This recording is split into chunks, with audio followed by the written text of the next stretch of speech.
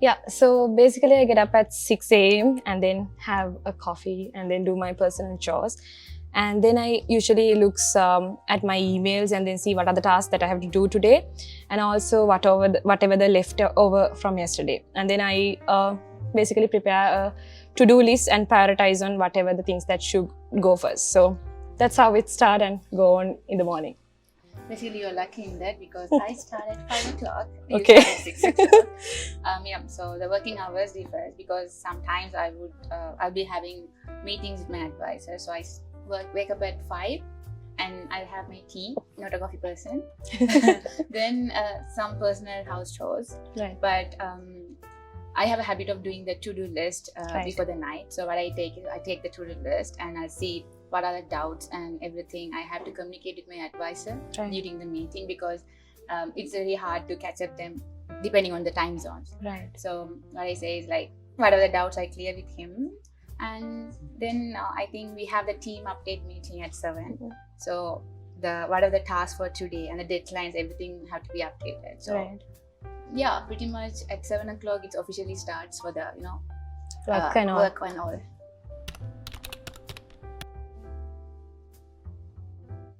So about paraplanning, it wasn't my scope, but last 2 years I'm doing paraplanning, and something I love about paraplanning is learning. Mhm. Every day you learn something new.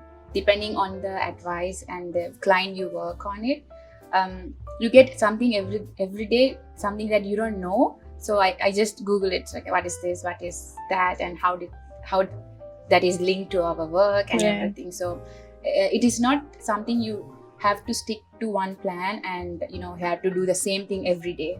So that is something I love about paraplanning because you're gonna learn. Self-learning is there, Right. more self-learning. Yeah.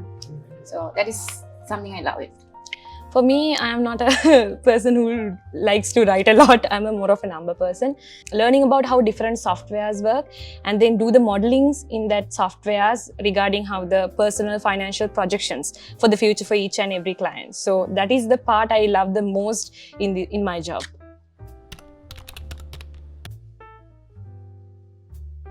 Everything has a consistency level. So even our work. So when you are giving a perfect SOA for a client and the advisor is very happy about it. Right. So there comes a challenge that you have to maintain that consistency. Right. So for me, basically what I think is if some SOA or something I'm working on, it's not really I'm giving my 100% maximum, it bothers me that in the end of the day. Right. So that is a bit challenging because consistency have to be there once you give the perfection of your work. Right. So every day that you have to maintain it. So that True. is something, is very challenging because you cannot give one day 70, one day 50, 30%. So yeah, that is something challenging about the role I work on. Yeah.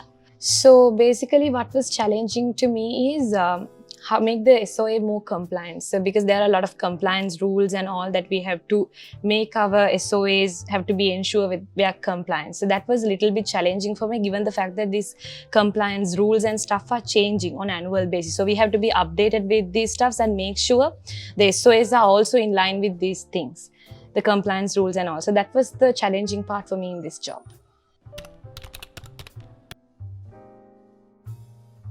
So I actually started like 6 months ago with ABP, but as from the beginning, it was completely different for me from the history that I had in my career life. It was completely different in here.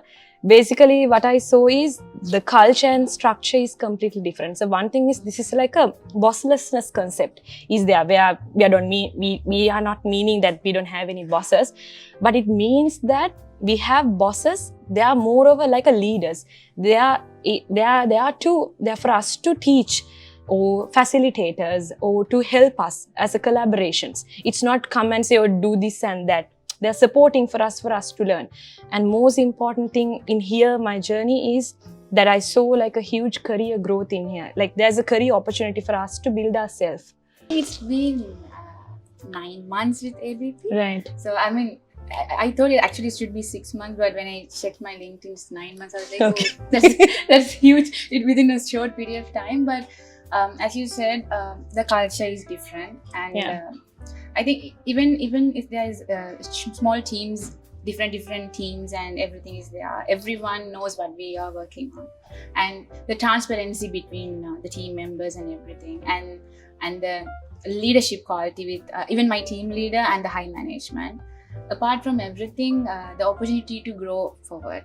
So when I joined, I was doing like a normal everything, like I was working on multiple plans, as in multiple topics like superannuation, retirement planning, insurance. But now I have moved to only insurance, which is a new concept. So I learned a lot from that. So the opportunity growth which that gave me, it's actually a new opportunity for me to brush up my knowledge. And the team I got is actually, I am so happy about it, and I think that opportunity growth is there for everyone, not only me in the inside. So I have seen interns who have changed to associate. So those things are actually inspiring, because within a short period of time, everyone is moving forward. Yeah, which is that's good. true. Yeah. So at the end, we would like to say, whoever would like to be a part of ABP, you will be a very lucky person, because this place is a place that you can grow at I cannot say it's in such a speed if you are capable of doing your job right. We didn't talk about the work from home. The flexibility we had. We have a huge flexibility in that sense. So you can study and then balance your work as well.